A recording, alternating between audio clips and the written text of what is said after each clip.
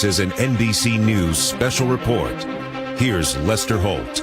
Good day from New York. NBC News has learned a New York grand jury has just voted to indict former President Donald Trump. It's the first indictment ever of a former U.S. president and could have a major impact in the 2024 race for the White House. The investigation centered on Mr. Trump's alleged role in 2016 in a hush money payment to former adult film star Stormy Daniels, who said she had an affair with Mr. Trump in 2006. That payment was made in the final days of the 2016 presidential campaign by Michael Cohen, Mr. Trump's former lawyer, who after the election was reimbursed by the Trump Organization. Good evening, good evening, good evening. Thank you for joining me here. Conversations with Taz. Think about it Thursday. And yes, you absolutely, positively heard it correctly. No sooner than about 2 minutes after the news broke this afternoon, I did post about it on TikTok because I had to verify it. I thought my eyes were deceiving me. And then I had a little bit of a back and forth between two cultists because that's what they do. But there is so much information coming out that I had to pull out the handy-dandy notebook, y'all. There is so much to get into. But before we jump into that, we must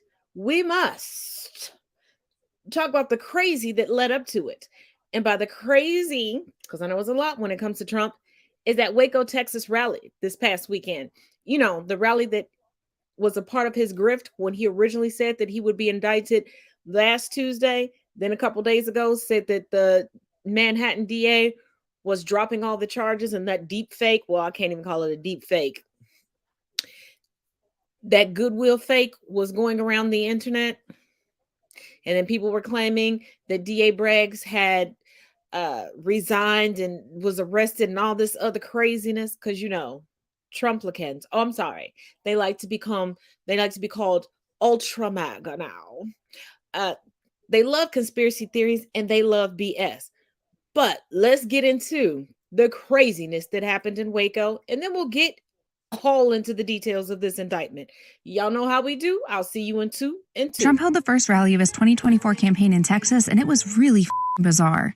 First, there's the location choice. The event was held in Waco, which is where a violent 1993 siege and 51-day standoff between law enforcement and religious cult the Branch Davidians ultimately left 4 federal agents and more than 80 Branch Davidians dead. Next month marks 30 years since the siege ended. Trump's campaign said that holding the rally in Waco had nothing to do with the siege or its anniversary, but some find that hard to believe due to the fact that many far-right and anti-government extremists see Waco as a symbol of government overreach. Then there's the rally itself, which began with a recording of the J6 Prison Choir, a group of men who were imprisoned for their roles in the January 6th attack on the U.S. Capitol, singing a version of the U.S. national anthem that mixed in audio of Trump reciting the Pledge of Allegiance. Yes, it was as cringeworthy as it sounds.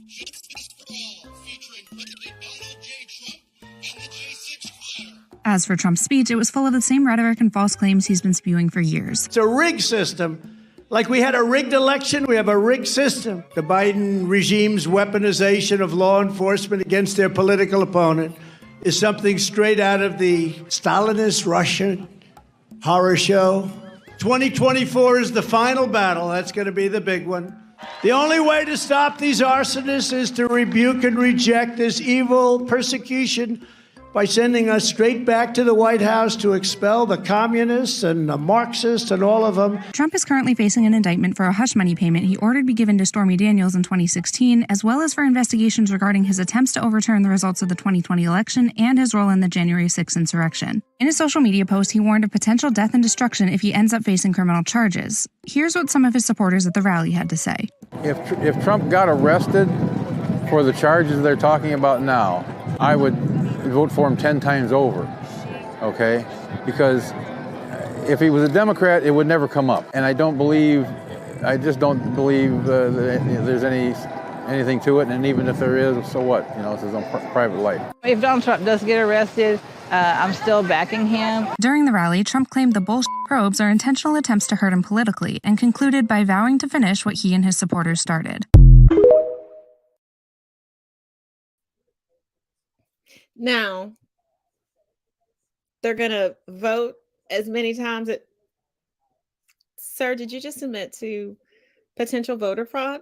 And there are no massive protest in favor of Trump going on right now. I've got the news circulating from station to station, channel to channel over here, as always, anytime something breaking happens. So if there are any other updates, I can bring them to you in real time while we're here. But baby, let us get into our handy-dandy notebook, because baby, it is piping. So remember, this is the Trump indictment that was voted on by the Manhattan grand jury, not to be confused with the DOJ investigation headed up by Jack Smith, nor the Georgia investigation headed up by Ms. Fani, nor is this regarding the civil case with E. Jean Carroll. So many layers of criminality. So many layers. It's like it's an onion. So, the legal team of Trump said that he will be turning himself in next week. He is. Now, he wanted to make history. He made history the first time by being the first United States president to be indicted twice, specifically within one term. But he made history again by being the first ex-president of the United States to be indicted. And there's another little bit of history because District Attorney Braggs is not only the first district attorney in the history of the United States to successfully indict a former president, but he's Black, baby. That'll be going on the Black History Month roster for next year. Now, at approximately 5:40 p.m. is when I was notified. The vote was reported. This is the hush money case, and this is mainly due to the fact that he falsified official business records in order to do it and paid from company funds. The exact charges at this time are not known because when a grand jury indicts, it's under seal until the arraignment date. When the arraignment date will happen, we do not know. Trump has to be taken into custody, fingerprinted, all that good stuff first. Now, it was brought up on another social media platform that wouldn't, because, he's been fighting E. Jean Carroll about giving over his DNA. Like, wouldn't they take his DNA at arrest? I did do a little poking and prodding. In certain places within the United States, if the charges are felony, they're going to swab that mouth. So, and just so you know, even though it is sealed at the moment, the district attorney's full focus during this whole grand jury investigation and all of the testimony was on the felony aspects of the case. There are no current protests, but there have been previous death threats to District Attorney Braggs. And then this is where it gets weird. Now, we're going to get a little bit more into it. But Ron DeSantis is now calling this a political witch hunt. Did you forget y'all ain't friends? And you're gearing up to announce that you're running against him in 2020. But DeSantis, in a great show of postulation and propaganda, said that the state of Florida will not participate in the extradition regards to the indictment of Trump. Sweetheart, the Secret Service are coming to get him. But honey. Let's get into this Trump news. And then when we come back, I got some screen grabs from Truth Social and some articles. Because, I wasn't going to let this tea get cold. Be back. We have some massive breaking legal news that is terrible for Donald Trump. So it's been confirmed that Trump Org CFO Alan Weisselberg's attorney, who were being paid for by the Trump Organization and Donald Trump, are no longer representing him. Now, this is really important for a number of reasons, but it's possible that Alan Weisselberg has flipped on Donald Trump and is now cooperating with the Manhattan DA's investigation into Trump. It was reported that the Manhattan DA may be considering charges against Alan Weisselberg as well as Donald Trump. So the Manhattan DA's office might have given him a deal saying that if you cooperate with our investigation into Trump, we won't prosecute you. That's just my guess, but one way or another, something happened here that's not good for Donald Trump.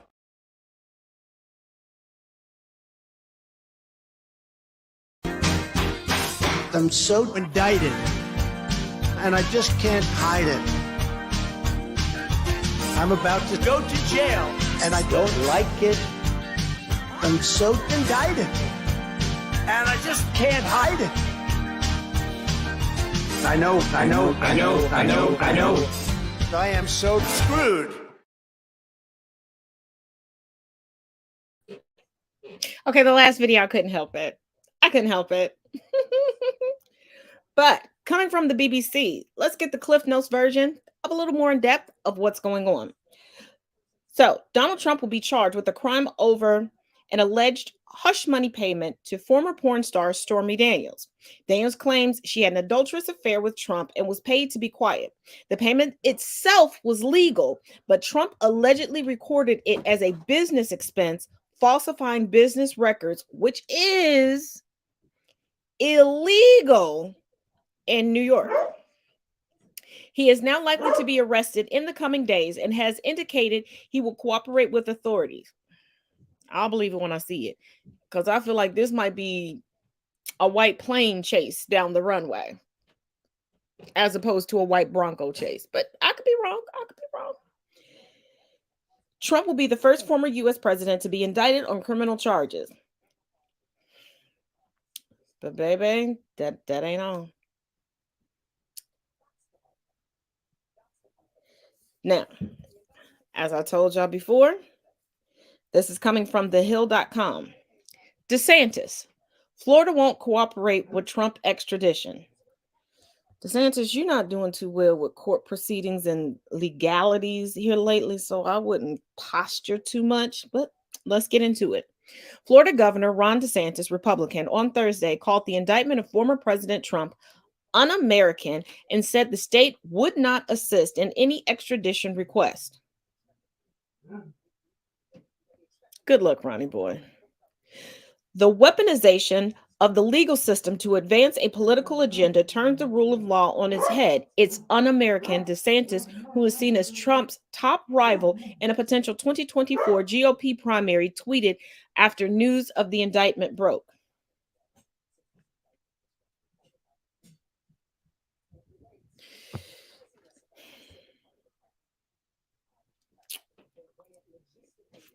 The Soros-backed Manhattan, everybody, do they have a handbook that they pass?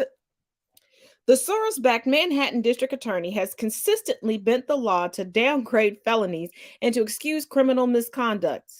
Since when? Yet now he is stretching the law to target a political opponent. He's not running for president.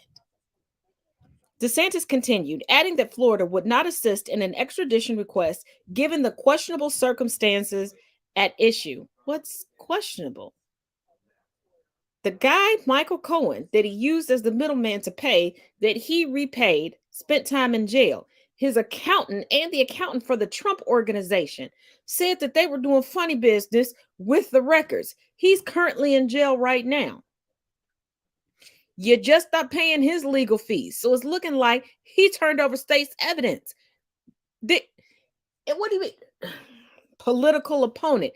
He's already a duly elected district attorney. He's not running for president. He's not pulling a Governor Kemp. If you don't know, Google Kemp, Georgia, Stacey Abrams.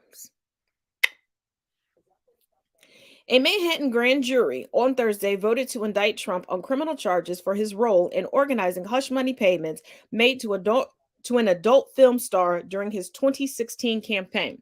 Now, let me explain how the grand jury works real quick before we move any further. Now, I know a lot of people, especially staunch ultra MAGA idiots, think that every grand jury runs the way that it was finagled in the Commonwealth of Kentucky, where Attorney General Daniel Cameron lied to the grand jury, suppressed evidence, and put them in a position where no, there were no indictments that came back in regards to the murder, brutal murder of Breonna Taylor. But when a grand jury is run properly, everything is up to the grand jury. If additional witnesses are called, if additional questions are asked, if indictments are handed out, then the indictment is sealed. Then when that person is arrested, you get an arraignment date. Then we find out what the charges are. The DA, the AG, no one has any say. It is just the grand jury. That's it. This is why the DA has not came out with a statement. The DA cannot answer any questions. Nada. Jazz hands. It's not how it works. It's not how it works at all. But if DeSantis wants to posture and bow down, let me say this. First of all, it's just posturing because the Secret Service is right now coordinating on how, when, logistics, safety reasons, etc., on how to go pick up Trump and get him to New York. So DeSantis, you're banking on the fact that your voter base, your sycophants, since Trump, this is the first time they paid attention to anything outside of their high school alma mater's football schedule.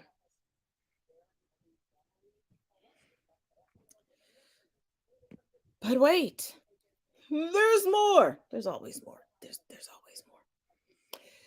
So, coming from CBS News, and real quick caveat, because I know you Trump fucks are going to find me. You always do, even though I don't even use hashtags. Y'all look me up.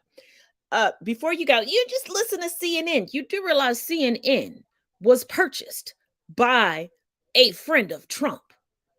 The vast majority of media outlets are owned by staunch conservatives. But anywho, what happens now that Trump has been indicted?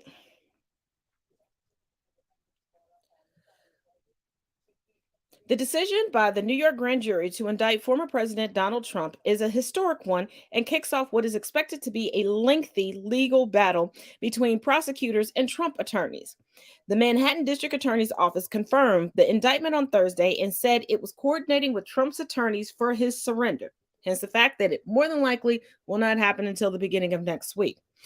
Details of the charge or charges remain under seal, but the grand jury has been conducting an investigation related to a payment that Trump's lawyer made to adult film star Stormy Daniels before the 2016 presidential election. Daniels, in turn, agreed to keep silent about an affair she had with Trump in 2006.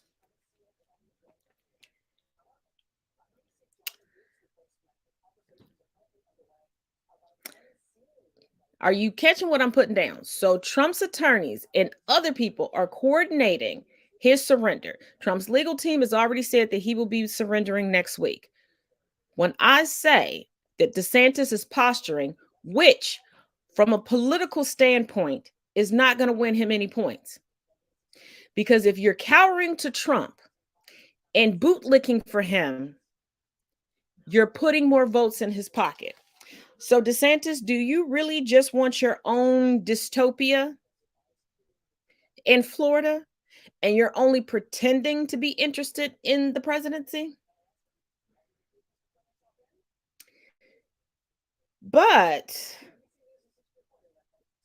let's also put into perspective when this, I'm not even going to say alleged affair because this has been confirmed through several this isn't the first court case regarding it. Hush money was paid to keep this woman quiet. The affair happened. But it's not the only affair that he's had since pursuing Melania so badly and renegotiating her prenup before she would move into the White House after he became president. And you want to know how I know there were multiple affairs?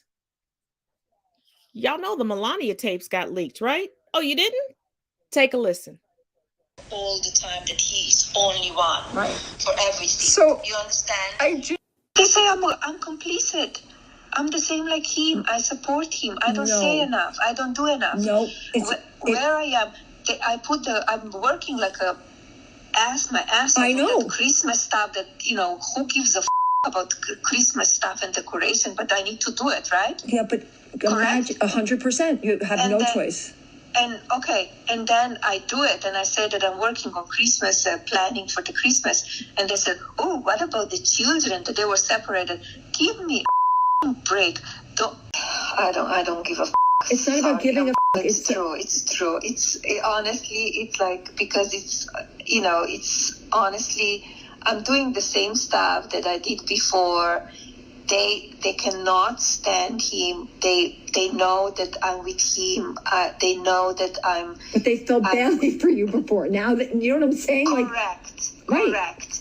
Okay, all that stuff, all that stuff came out. They feel bad for me. My polls went up. They said, "Oh my God, she's amazing. She's fantastic."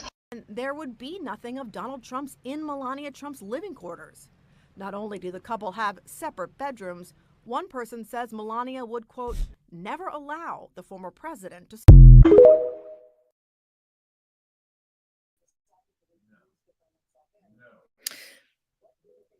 A trophy wife is going to do as a trophy wife does.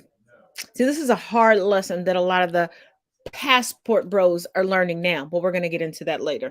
Sorry, y'all. Allergies are acting up, so my eyes are watering. But I digress. Melania never wanted to be touched by him. She bought into the lie, the myth, the legend that he was actually wealthy, like from old money wealthy. I keep telling y'all, Trump never wants to admit that the only reason his family has money to this day is because of his grandmother. Remember when he made fun of Hillary Clinton during their presidential tussle for having pneumonia? His granddaddy died of pneumonia, and his granddaddy just kept buying plots of land, put up a brothel. That's very apropos. But I digress. But then when he died, the grandmother was like, why are we buying up land? Like, and then trying to sell it. Let's put some property on here and rent out the property. Bada bing, bada boom, ba bam.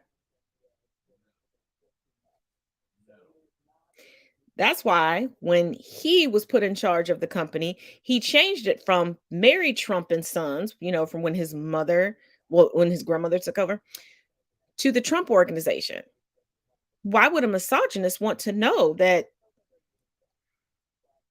one, he was unloved and forsaken and not even the first choice of his father, just more boisterous and could easily lie to the public and put on big parties that would get big donors.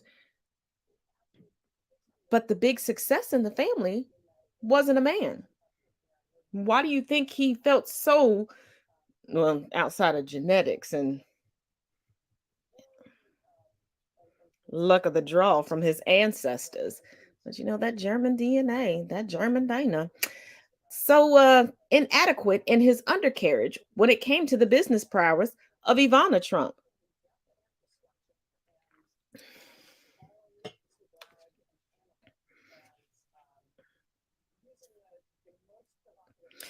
And please tell me, on what planet, in what multiverse, what timeline were we on that somebody was saying that Melania was so great? Who was feeling sorry for Melania? Baby, you went from being a mistress to being a wife. You knew the track record.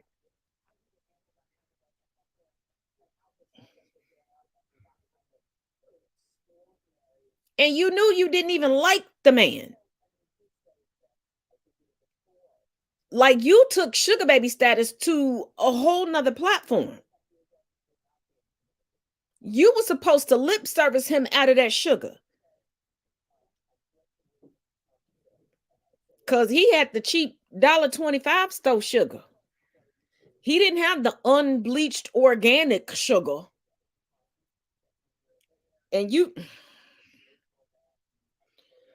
girl, I hope a turkey baster was involved when it came to Barron. Or I hope somebody else is Barron's daddy, because that height and them features, I'm not.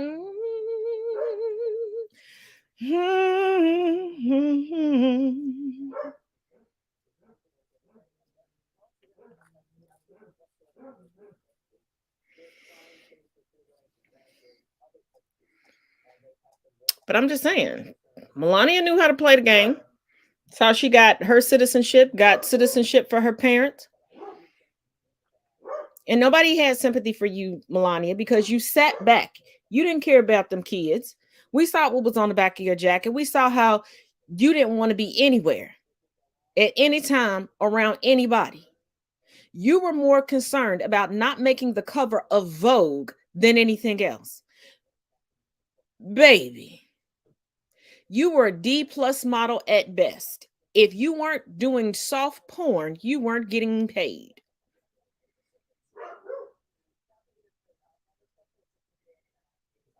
And if you don't know how I know that, you ain't watched this channel long enough.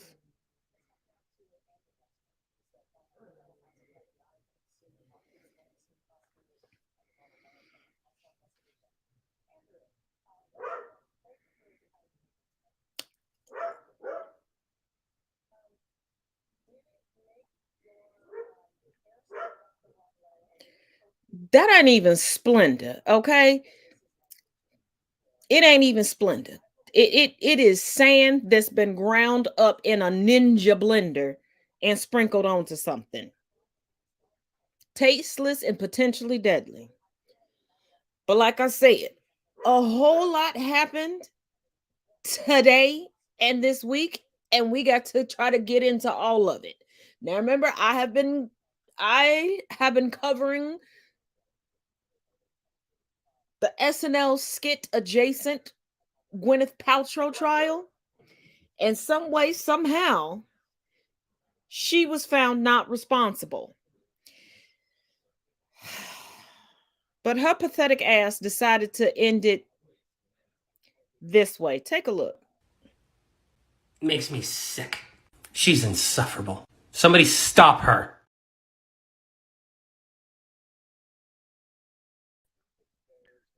Yes, this man who had a brain injury, messed up ribs, etc., cannot work again. She just won $1 from him and said, I wish you well.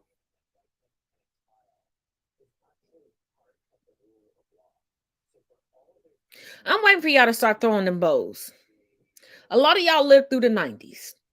A lot of y'all lived through that era where I hit that bitch with a bottle. Like, where's that energy? And my 60s and 70s babies, come on now. Y'all was shanking everybody for every reason. With a perm and a fitted.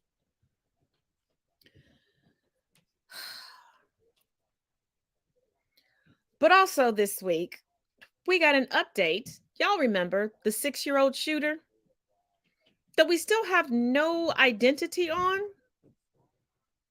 I wonder why. Here's your update.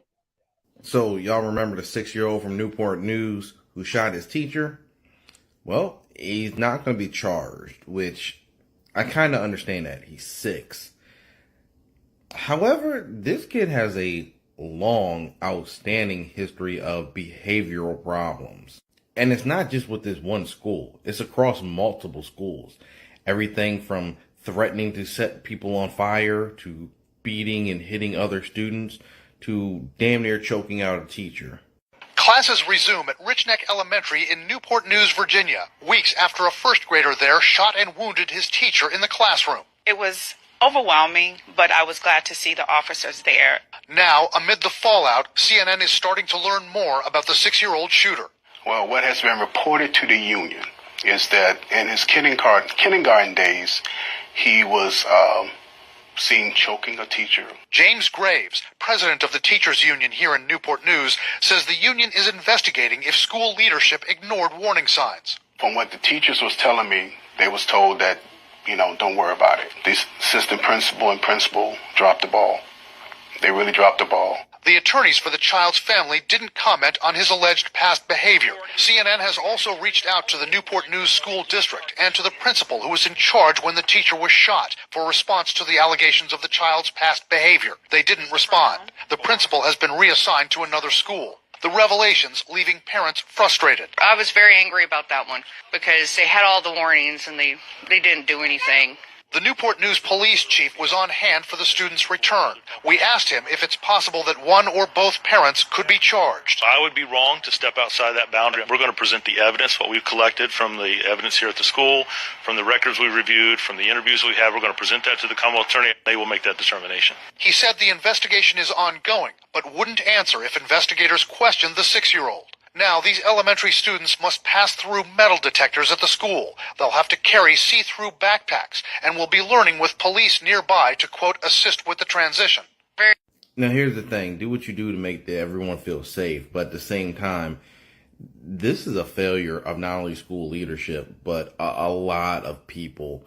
The amount of issues that this child has, I feel like the state should be stepping in and almost committing this child for long-term treatment to see like what's going on. At 5 and 6, if you're having fantasies of watching people burn alive, there's something like major going on, like to the point where you might need to be committed for a little while.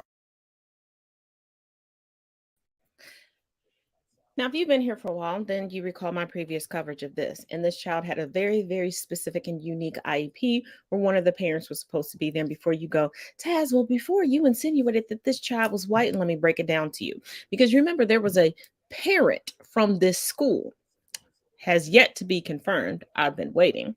And it was printed in a certain New York publication, which has been known to jump the gun without actually verifying information. If you know, you know.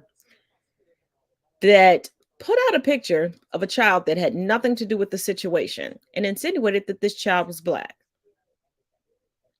This child with a very unique and very specific IEP was allowed to still attend class that day, this near fatal day, without the parents being there. See, we Black folks can't do that. Also, everybody has been very protective over the identity of even the parents, where the gun has been confirmed to have belonged to the mother. If the father is in the house, I do not know.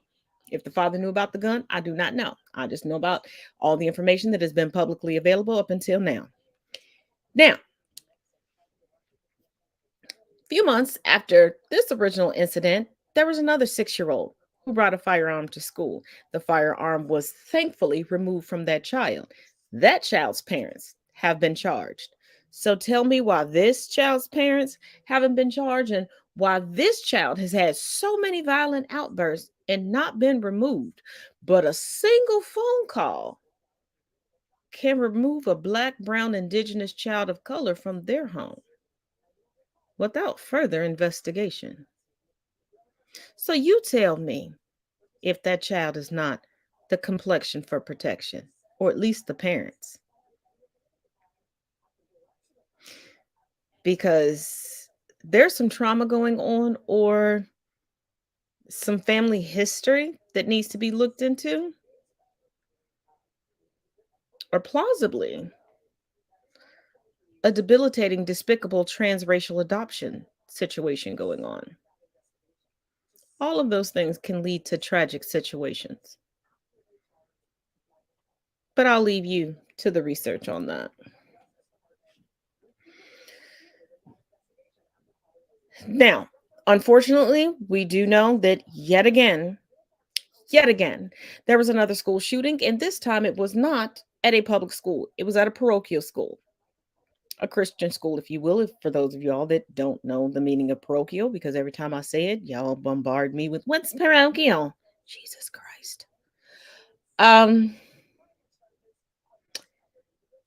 Before I run these videos, as always, let me put this up there.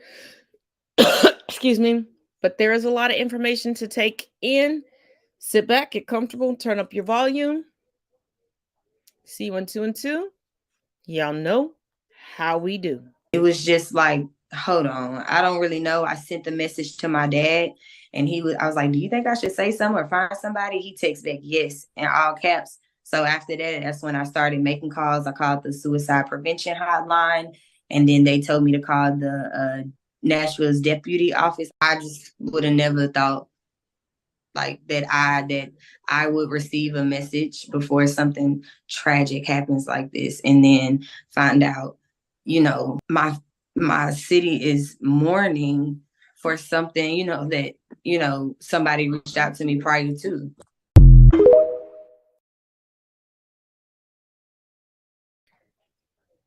Just have to interject real quick. Do not go after this person with hate. Do not try to seek them out and go, well, why did you call your dad first? I've been in that situation where it seems very surreal. We're like, okay, this person would plausibly take their own lives, but you've gotten to know them and you can't believe that they would take the lives of other people before they took their own. So realize she is grieving, and she's grieving on a whole different level. There is a lot weighing on her. She didn't pull the trigger. She didn't plot any of this. So keep that in mind. And let us continue. These are the 6 victims of the mass shooting at the Covenant School in Nashville, Tennessee. Hallie Scruggs, 9, was a 3rd grader at the Christian private school. Her father is the senior pastor at the Covenant Presbyterian Church, which is associated with the school. He described his daughter as such a gift. Another pastor who spoke with Hallie's father after the shooting said that Scruggs was left in shock from the tragedy. Evelyn Deekhouse, 9, was classmates with Hallie and a shining light in this world, according to a family statement. Her family says their hearts are completely broken and that they can't believe the shooting happened. William Kinney, also 9, had an unflappable spirit, according to a family friend, and was unfailingly kind, gentle when the situation called for it, quick to laugh, and always inclusive of others. He loved his family and knew no strangers. Catherine Kuntz, 60, was the head of school and knew every single student by name, according to one parent. A former student said she always made her students feel encouraged, empowered, and loved. One of Kuntz's former coworkers said the educator gave her life trying to protect students and other faculty. Colleagues remembered Kuntz having the time for everyone, parents, preschoolers, colleagues, and anyone else, and she always made that person feel important, no matter who they were. Cynthia Peak, 61, was a substitute teacher at the school and loved by all her students, according to her family. She was a pillar of the community, and one of her favorite things was being a mom to her 3 children. Her family says they will never stop missing her and are grateful for the hope of heaven. Mike Hill, 61, or Big Mike as the students called him, was a custodian at the Covenant School for more than 14 years. He made a point to talk with children at the school and learn their names. His daughter said he absolutely loved his job. The founding pastor of the Covenant School said Hill was one of those people you cannot not like, and that everybody loved Mike and he loved them back. Hill leaves behind a large family, including 14 grandchildren.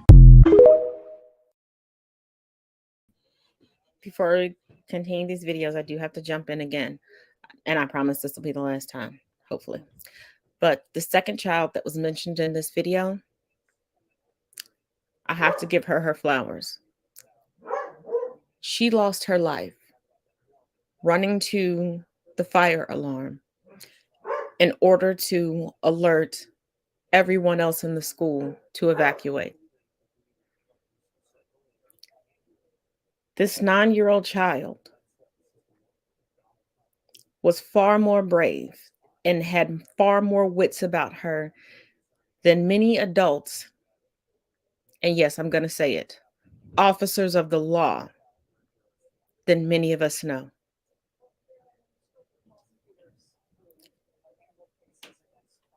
She sacrificed herself to save everyone, not just her friends, not just her favorite teacher, not just her favorite employee there. From all accounts, with no hesitation, she ran from that alarm. She ran for that alarm. I'm sorry.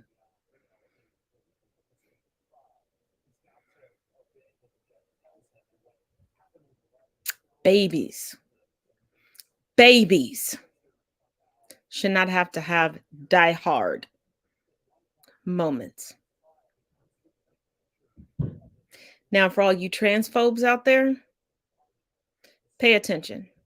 And as always, check the links in the description of this video, because there's a whole blog that goes more into detail regarding this, because your transphobia will not result in resurrection.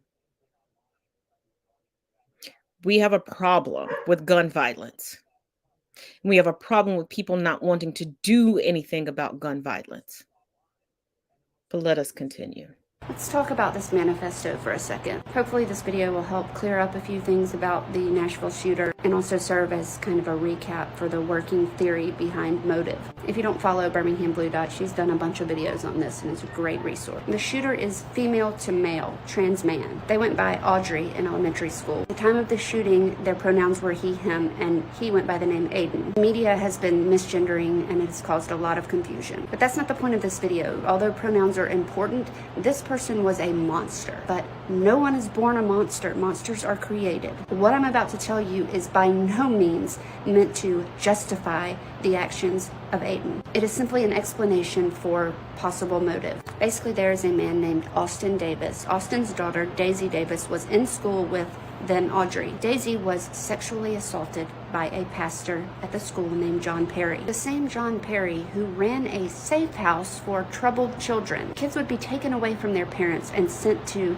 the safe house for treatment. And Austin Davis found out about this, knowing that John Perry had molested his daughter. He blew the whistle, but the church covered it up, and they threatened and harassed Austin Davis out of the church. They even went so far as to label him a dangerous person who wasn't allowed on covenant property. Covered it up completely and allowed John Perry to continue this safe house, even after he admitted to the SA.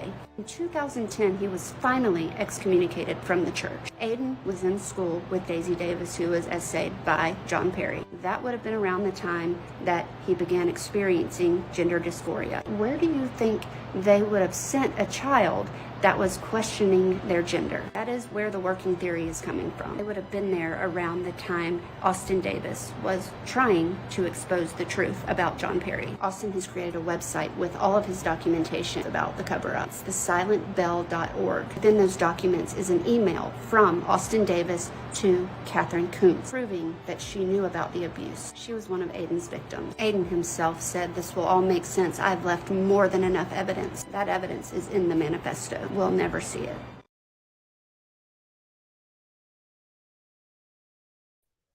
Sorry, I know I said the last time was the last time, but I did cover this in detail regarding the whole John Perry situation and everything Monday and Tuesday. So if you have not seen this after you watch this complete episode, please go back and watch those episodes. And please, please, please share this podcast. Make sure you subscribe and click the bell.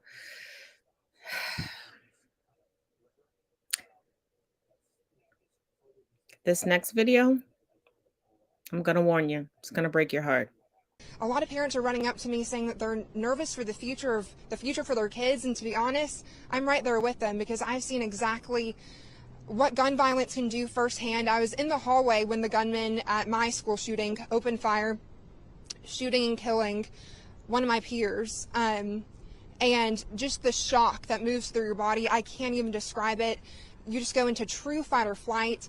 I hid underneath the risers of my choir class, and my phone was taken away. It was turned off. I was trying to call my mom to tell her what was going on, and she found out through the news. My family from all over the country, I have some family up north, they were trying to get in contact with me and they couldn't. So it was just madness when that was going on. So I knew exactly when I arrived on scene. I saw people running, people on their phones. I knew exactly what they were going through because my family was on the other end of it, trying to get in contact with me whenever I was hiding. And I desperately wanted my phone and wanted to tell them that I love them, and that I didn't know what was going to happen. That is the hardest thing being in a school shooting, is not knowing what's going to happen. I lost track of the gunman. I didn't know where he was.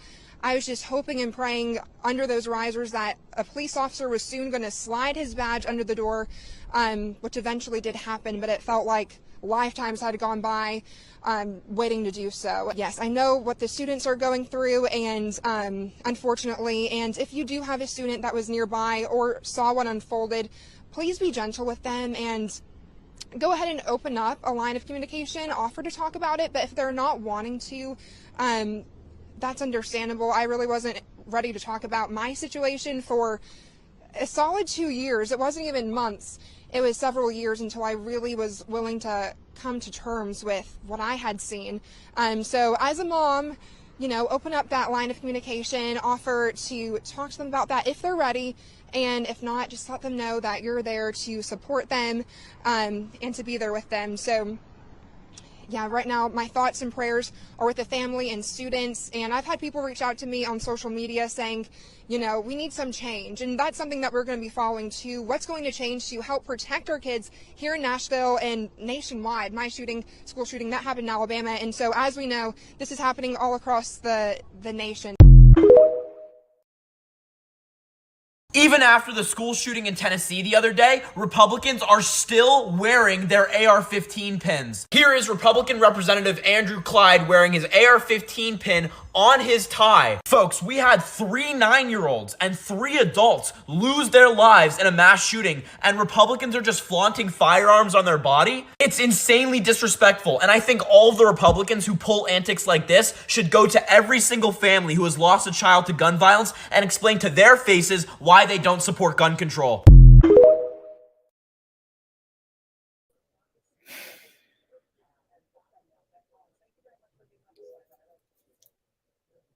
Every day I get people who wonder why, in their words, I overcover certain subjects.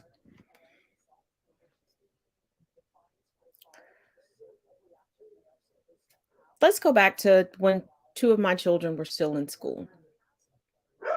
There was a bomb threat at their school. There was a family member of mine that knew about it that did not contact me because they were closer to the school.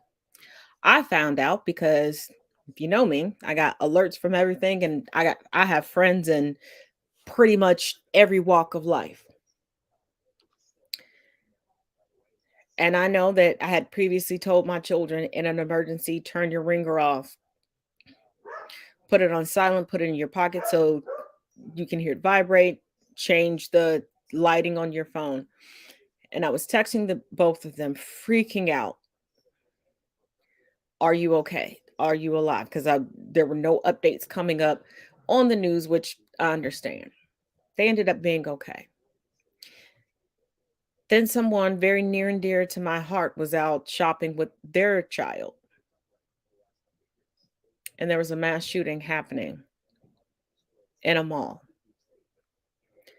And they went live from the bathroom because they thought that that was going to be their last moments. I've had several conversations with several family members, several friends. All of my children are grown. We speak virtually every day. Everybody has their own schedule. They put together the schedule, and you know, when they visit mama, when they talk to mama, that's fine, because you know they have their own schedules. But if they miss a day or they're a little bit late, I get what they say, because things have changed for me since I've been in the hospital and been out. For those of y'all that don't know, that I had a little stint at the Grippy Sock Casino and Resort. I don't hide it. There's a panic. Did somebody snap at their place of work? Did they stop and have dinner somewhere?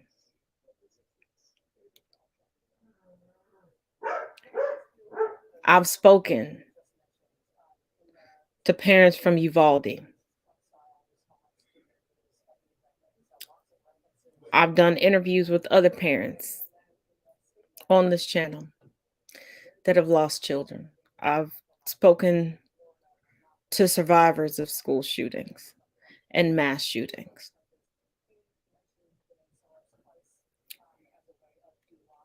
And instead of tackling the problem, and this is why I say always check the links in the description of any video that I put up, because there's a blog with links in it. Y'all know how I do.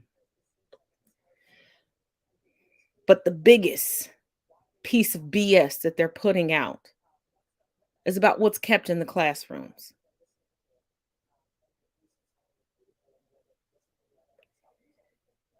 Because active shooter drills and the PTSD and the trauma isn't enough. There are other constant reminders in the classroom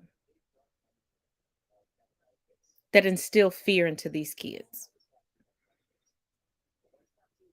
On top of the specialized backpacks you need to purchase at this point that most people in America can't afford. But like I said, let's take a look. Turns out people really don't know why we have these buckets in the classroom. It's because of school shootings, you guys. Right? And I hate to just say it bluntly like that, but when I first started teaching, we didn't have these buckets in the classroom, but now every classroom has a bucket like this in there because we go into lockdown and we're locked in our classrooms for extended periods of times while the situation is dealt with. And inside this bucket is a variety of things that we would need to survive for an extended period of time in the classroom. It's a survival kit, you guys. Now these people on TikTok complaining about the bucket, how many of them do you think go to work every day and have to worry about maybe pooping in a bucket because there's a shooter at their work? Not very many. Not very many, but you do. Everybody in this classroom does. I do. That's the reality of school in America, right? Not only that, but I have this backpack. In this backpack are blankets. What do you think they're for? Radiation? What? Radiation? Good guess. Nappy time. These are so I can cover up bodies if I need to. So you don't have to see them. Okay. If I have to do that, it's probably going to be somebody I care about. Somebody you care about. So people being upset about our bucket video, they're upset about the wrong thing. They should be upset that these buckets exist. That we're at a point where we need these buckets. You feel me? Yeah. In fact, if we end up in a situation where any of you have to use this bucket, it's going to be a blessing. You know why? I cut that video short because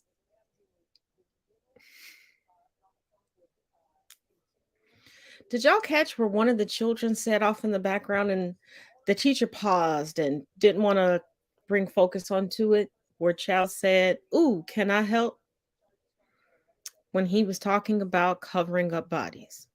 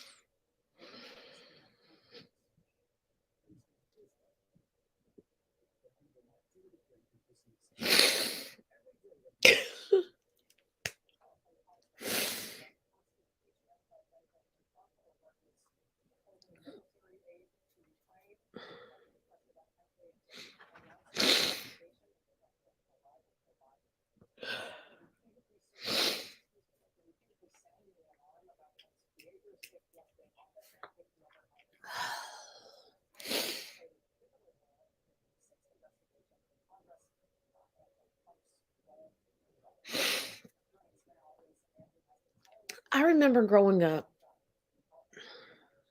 and we had to do tornado drills, and those of y'all who know me know that I am very Sheldon Cooper. If you don't know Big Bang Theory, you can look it up. Because the way they would have us do tornado drills and how they would place us and we were supposed to protect ourselves, I'm like, logically, this isn't going to work. And then as I got older and having conversation with older generations, and I found out about their nuclear bomb drills, and I'm like, this is not helpful, but I guess it's for morale.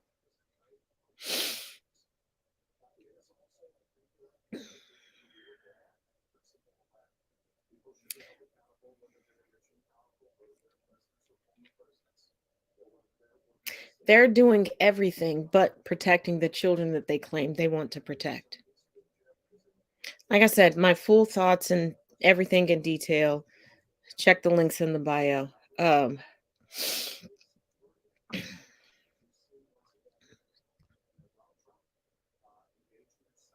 not going to apologize for getting emotional because I am a human being. I'm not a machine. And for those that want to come into the comment section and go, oh, we could put military personnel in there. The good guy with the gun does what? Does what? Because historically, the good guy with the gun still dies after multiple people have already died and multiple people die after them. And even if the good guy takes them down, there's already life lost. When we could put the military in schools, what? Did you all forget the video that I already posted up where now these kids are sitting with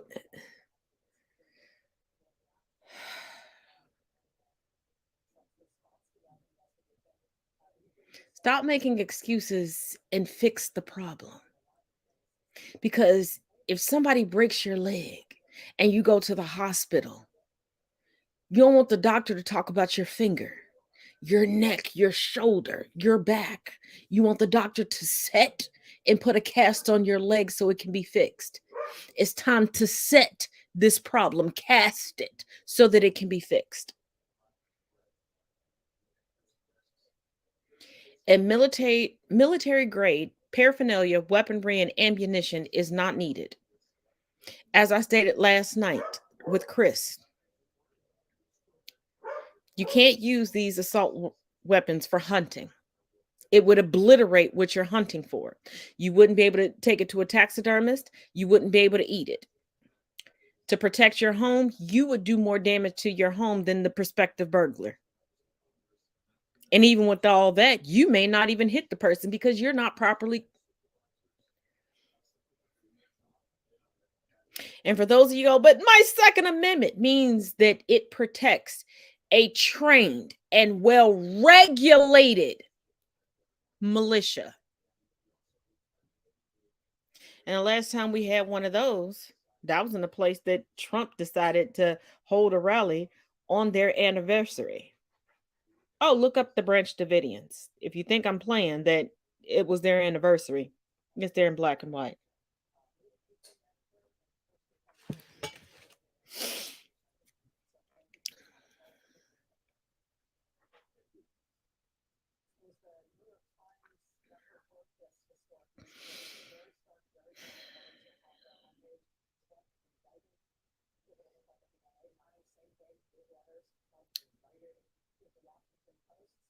Now, in telling you all about mass shootings that hit close to home,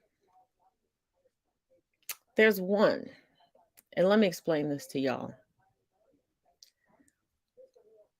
Myself, some friends, and some cousins were at a venue that I had a contract with. I did promotions for this venue, and from time to time, I did photography for this venue. At the time, it was owned by a former Cincinnati Bengals player that I was very cool with. We were sitting there, we were having a good time. Everything was great. It was, y'all know I'm generally a homebody, and everybody's phones rang. Then somebody ran up to me and said in a whole nother club, one of my cousins was shot, his sister was almost shot, and other family members of mine were there to witness it and the carnage.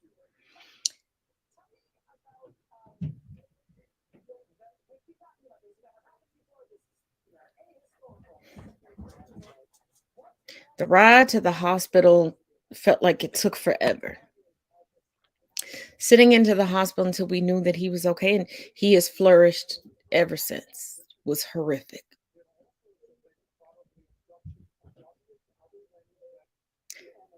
But when people criticize me for not liking large crowds and not being able to see people's hands and not being able to see the exit,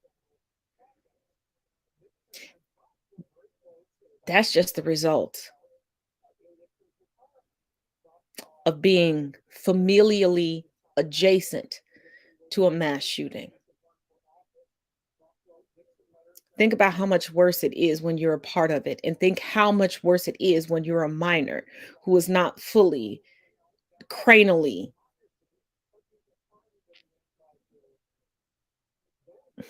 evolved.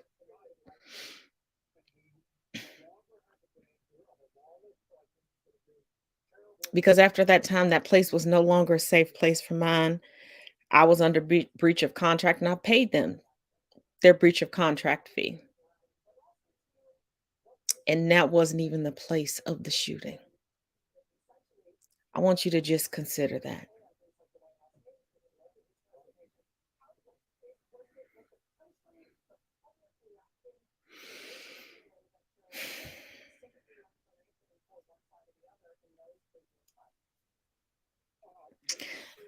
I know there are other topics in the description of this video. We will address them tomorrow.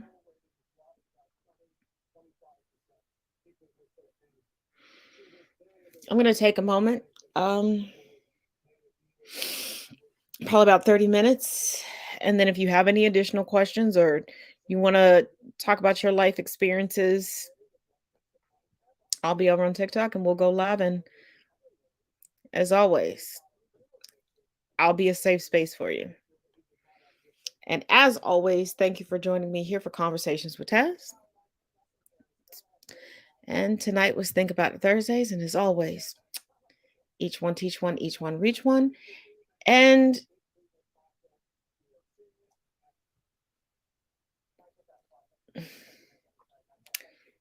let me leave y'all with this, because it's been a rough night. So soak this up.